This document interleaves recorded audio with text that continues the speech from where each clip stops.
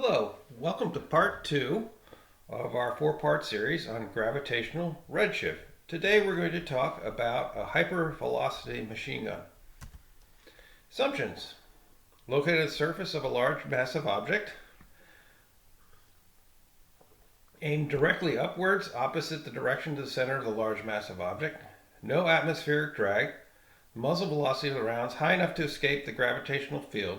A round is the same thing as a bullet, and it has physical mass. Here's some equations you are vaguely familiar with. This is E equals mc squared. ER means the energy of the round. MR is the mass of the round. The mass of the round is actually equal to the rest mass divided by this quantity, 1 minus VR squared over c squared. Take the square root of that. VR squared is the velocity of the round.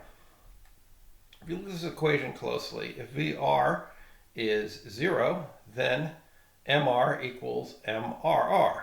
Now, if VR is greater than 0, this quantity is less than 1, it subtracts from 1, this becomes less than 1, take the square root of it, even more less than 1, so MR becomes greater than an MRR. So basically what you need to understand is as VR goes up, MR goes up. So basically, MR is proportional to the velocity of the round. Well, take MR, stick it back in here, and you come out with this. Now it turns out we can simply, because VR is almost always way less than the speed of light, we can simplify this equation as according to this. C squared cancels out here. We end up with this, and what we end up here with something was also somewhat familiar to you. On the right here is the kinetic energy, and the left here is the rest energy. The rest energy never changes, it's always constant, but the kinetic energy is proportional to VR squared. When you impart velocity to a round, you add kinetic energy. When the round hits something and stops moving, you lose the kinetic energy, but the rest energy remains. So when the round initially leaves the muzzle of the hypervelocity machine gun, it has a velocity of VRI, and ERI is its initial energy. As it escapes the gravitational pull of the large massive object, it loses energy, and its final energy is going to be ERF, and its final velocity is going to be VRF.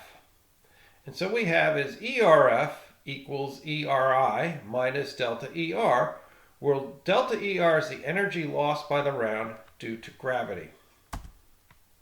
So what is delta ER? This requires a little bit of an explanation. Here goes. FR is equal to GM MRR over R squared. MRR is the rest mass. M is the mass of the massive object you're near. G is a universal gravitational constant. And R squared is the distance from the center of the large massive object. You could actually use this equation if you use the mass of the Earth and the mass of some object and the radius of the Earth to calculate the force on the object here on the surface of the Earth. What we do to calculate the energy lost as a round goes from the surface of the massive object off into infinity is this equation here. This is an integral. Let me explain what this is. Imagine you're on the surface of a large massive object and you measure the force on your round on the surface, and you multiply it by 1 meter. Then you go up a meter, measure the force again, and then multiply it by a meter again. Then go up another meter, measure the force again, multiply a meter. Add those all together all the way to infinity. Okay? Well, that would take a long time. Well, fortunately, we have calculus. You can take this equation, plug it into here. Okay? And you do from the initial radius all the way to infinity, you do this integral, and you end up with this. So we know that when it escapes the gravitational pull of a large massive object, the total energy lost is going to be this equation right here, which is only dependent on the universal gravitational constant, the mass of the large massive object, the mass of the round, and the starting point, the distance from the center of the massive object. So we go back to ERF equals ERI minus delta ER, and we get this equation right here. We plug in all the numbers, and this is what you've got to kind of remember, okay?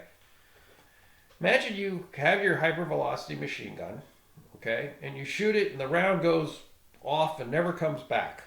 You want to know how fast is it going when it escaped the gravitational pull of a large massive object. Well, you know the muzzle velocity of your round, okay? You put that in here. You know the mass of the round, the rest mass. You won't know it's c squared. You calculate this number. Then you know what the mass of your massive object is. Again, your rest mass of your round and the gravitational constant and the radius you're starting at. You calculate this. Well, you subtract this from that, and you set it equal to that, and then solve for VRF, and that is the final velocity you have. Well, fortunately, we can simplify this like this, according to the approximations. Do a little bit of math. You go here and here, and here is the final equation. You can calculate the final velocity of your round when it escapes the gravitational pull from this equation right here. And this is something they use in orbital mechanics. This is something they use when they send a spacecraft to Mars. This is just a standard equation. But this is the thing you have to remember, this and this, as we go on to the next part of our lecture.